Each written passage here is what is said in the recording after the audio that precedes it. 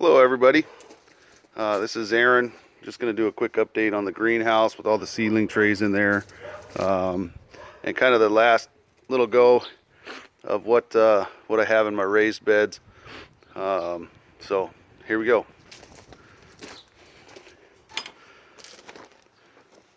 So as you can see, I've been pretty busy getting some seedling trays done. Still got some green beans in the back there, still producing a little bit. In the pots way back here, I've got some blackberries going and some strawberries going. I started an artichoke in that little ice cream container because that's what I had.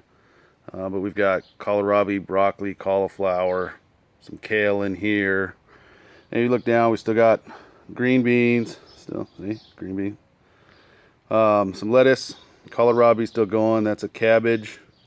There's some kale right along here that I've about picked out. Some more. Stop focusing on my finger here. More kohlrabi, cabbage. A little bit of lettuce left over there with some kale.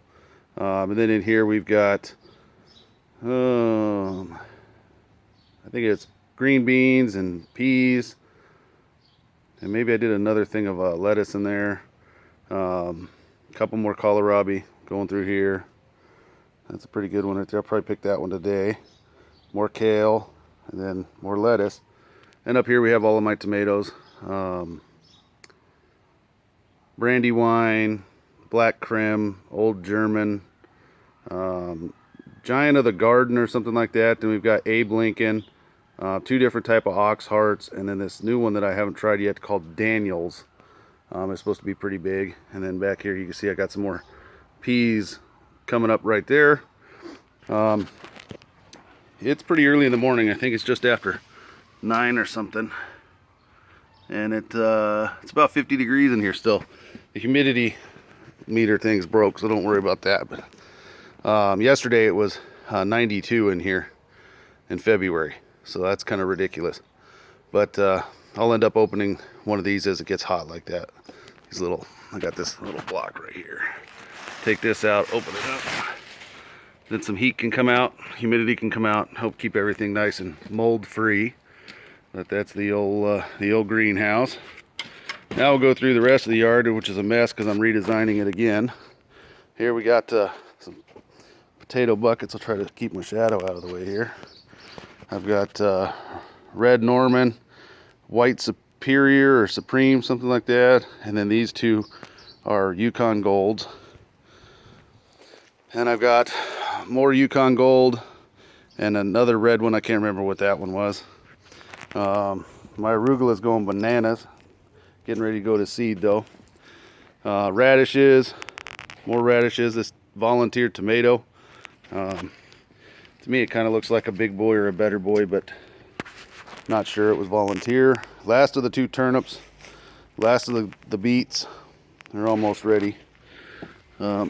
Get in here and take a look. We get in here and see it. Oh. So they're getting there. Pretty close. So I'll get some of that going. So I tore up all of this and planted all my fruit trees here. Santa Rosa plum I did today. We got a peachy keen, Babcock white, and then above that, back here, is a tropic white snow, and then on the very end over there next to that white post is an Earl Grand, and those are all peaches. My apple trees and stuff are elsewhere. So here's a cauliflower. I need to check this to see what we've got in here to be picked today. So pretty excited. I've had people ask me, how do I get my cauliflower heads to look pretty good? So I do blanching technique myself. So these are self-blanching, but I still pull everything over nice and tight, so that it helps keep the sun off and everything. So make our way around. We've got several in here. These are way too close together, but they've been producing for me, so I might do this again next year. So we open this one up. Oh, we got a pretty good one in here.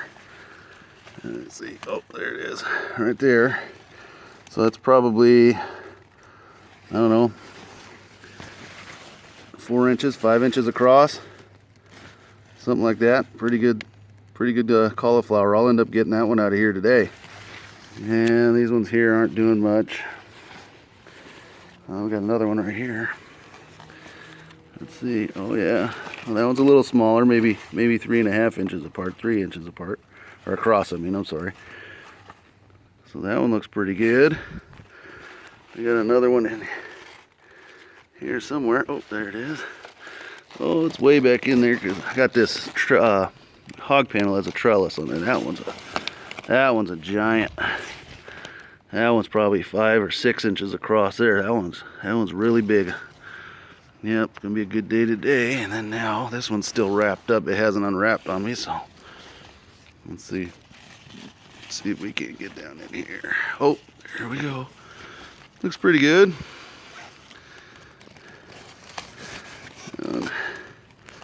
Maybe 4 inches across, not so bad. Make our way around. I got another one right here, still covered up. Let's see if we can get down in here. Oh yeah, nice and tight head on that one, and it's pretty good size. Maybe pushing 5.5. Really good head on that one. Still got a couple developing in here. Oh, there's another one in there. That one's a little guy. Maybe I'll let him go a little bit longer. But we got a bunch in here, and these are all really close together. I don't know if I can get in here and show you.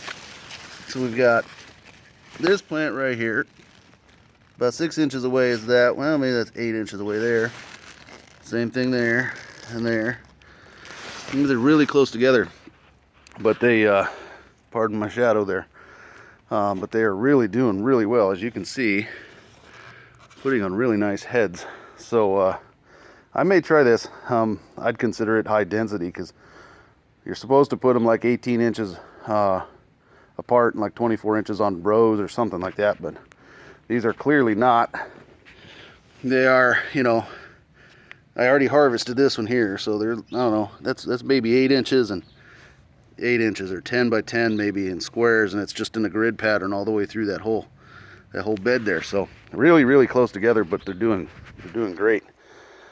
And then I tried this one here, this tomato, and it is at the moment looking pretty bad because it got cold the other night and I didn't cover it up.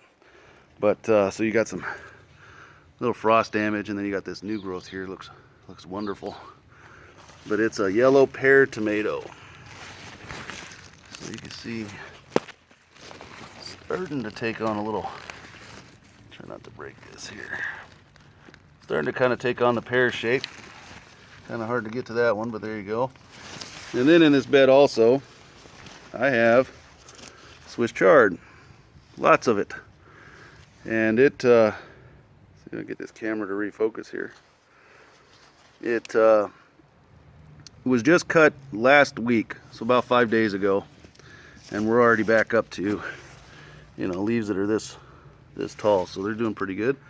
I got a jalapeno there, just I put it in because I had it, and then it's actually putting on jalapenos. I'm surprised. There we go. Sorry about that for the out of focus. Broccoli is way at the end of it here. This one's starting to spread out, so I got to get these all cut today. Even though they're still small, the other ones I had, I mean, they were about 2 or 3 times this size. They were big, and they were really nice. And it's the DeCiccio or however you say that. I'm surprised they did this well, but they did pretty good. Again, really tight planting. Very close together. But they're producing pretty good. And then, I mean, you got these little ones that branch off here. Don't mean to eat, but they're good. So, pardon the mess again in the yard. I'm still redesigning. Grapes going along here. Got 2 new ones, Ruby and Ruby. Not sure about those, but the other ones are Flame, and they do pretty good. So, got them cut way back. But also left them so they'll shade those rubies for their first year, and then we'll cut these way back to probably in here somewhere, way back in here, and then just keep them, you know, 3 feet by 3 feet. Another one here. This one was a transplant. It's in bad shape. Where I got it from did not really take care of it, so it works, it works. If it doesn't, it doesn't. Oyas. These are great. As long as you don't have really giant trees, like whatever this one is, because it will wrap the root ball around that and take all the water for itself. And it won't give anything to your grapes, or, you know, back here I used to have raspberries back here, and yeah, they died, didn't get any water. So anyway, that's a quick rundown of the yard. I got some new raspberries in these buckets and containers so I can control the soil. Somebody asked me about the blueberries and the raspberries and stuff. So here's what it is. This is a muck bucket. See if I can find one with the label on it. Muck bucket, or muck tub, 70 quarts. This is one of the better containers that I found, because you got these handles, really thick, really heavy duty. Drill a bunch of holes in the bottom so the water can drain, you know, out. This is a temporary location, so I can kind of harden them off before I move them into a sunny spot. So you can tell these are brand new starts. I can't remember what all these raspberries are here, but so this one's a Brandywine raspberry, Latham red, burgundy, and then these will have to be separated. These two can go together, but this dark black or burgundy one is going to have to be separate, because these two, the aphids can carry issues over to this one, so we're going to keep those separate. And then here I have the newest of the blueberries. This is a pink lemonade. Bought it at Home Depot just because I saw them there, so I was like, well, we'll try it. Wanted to get some more raspberries and stuff, so we did that. Not really sure whether these are going to produce or not, but it's supposed to be a really pink colored blueberry. So in 2 years we'll find out. We're going to let this grow out this year, get as big and bushy as it can. So we've got 2 plants, one here, one here. Probably too much for this container, but I'm going to keep it trimmed back really tight, so hopefully it'll work. And then growth out this year.